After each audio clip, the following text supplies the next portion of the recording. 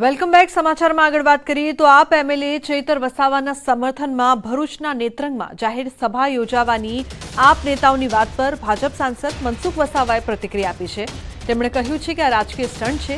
જો જાહેર સભા યોજાવાથી જેલમાં બંધ કોઈ નેતા મુક્ત થઈ જતા હોય તો દિલ્હીની જેલમાં બંધ આપના નેતાઓને મુક્ત કરવા કેમ દિલ્હીમાં જાહેર સભાઓ નથી યોજાતી તેવો સવાલ પણ મનસુખ વસાવાએ કર્યો। આવતીકાલે દિલ્હીના મુખ્યમંત્રી અરવિંદ કેજરીવાલ અને પંજાબના મુખ્યમંત્રી ભગવંત માન નેત્રંગમાં રેલી અને જાહેર સભા યોજવાના છે। કાર્યક્રમ એ આખો પોલિટિકલી છે।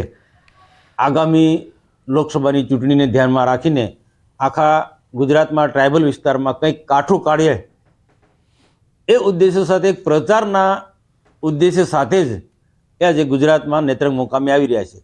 ખરેખર શક્તિ પ્રદર્શનથી જેલમાં જે પણ વ્યક્તિ હોય એ છૂટી જતા હોય તો દિલ્હી સરકારના મંત્રી મનીષ સિસોદિયા, આ ઉપરાંત રાજ્યસભાના એમના સભ્ય સંજયસિંહ, ઉપરાંત શિક્ષણ મંત્રીથી માંડીને બીજા અન્ય 2 થી 3 લોકો એમના મંત્રીઓ જેલમાં છે, તો ત્યાં શક્તિ પ્રદર્શન કરે ને કર્યા પણ છે તો તે છૂટી ગયા છે। આ લોકોને ગેરમાર્ગે દોરવા માટે આપ આદમીના પાર્ટી અહીંયા નેત્રંગમાં જાહેર સભા કરી રહ્યા છે।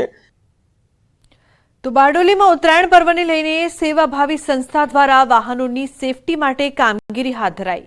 આઈએમ હ્યુમન સંસ્થા દ્વારા પતંગની દોરીથી ઈજા ન થાય તે માટે દ્વિચક્રી વાહનોને વિનામૂલ્યે સેફટી ગાર્ડ લગાડી આપવામાં આવે છે।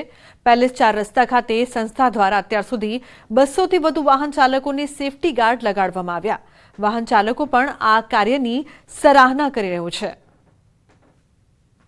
આયન હ્યુમન તરફથી આ બધાને જે સળિયા લગાવી આપવામાં આવે છે એનાથી લોકોને ફાયદો થશે, ગળા નહીં કપાશે અને બધાની સુરક્ષા થશે। એકદમ સેફટી, ગળું નહીં કપાય, માણસને જોખમ નહીં, ટેન્શન નહીં કોઈ જાતનો, માણસ સ્પીડમાં બી રહે તો વાંધો નહીં આવે। આમાં આજે 15 થી અમે આ સેવાકીય પ્રવૃત્તિ કરીએ છીએ કે ઉત્તરાયણના પર્વ નિમિત્તે જ્યારે પતંગની દોરીથી જે દ્વિચક્રીય વાહનોને દ્વિચક્રીય વાહનો દ્વારા એક્સિડન્ટ થાય છે, જે ગળાને કપાવવાના સંભાવના રહે છે, તેની સાવચેતી રાખવા માટે અમે આ સેફટી ગાર્ડ લગાવી આપવામાં આવે છે વિનામૂલ્યે।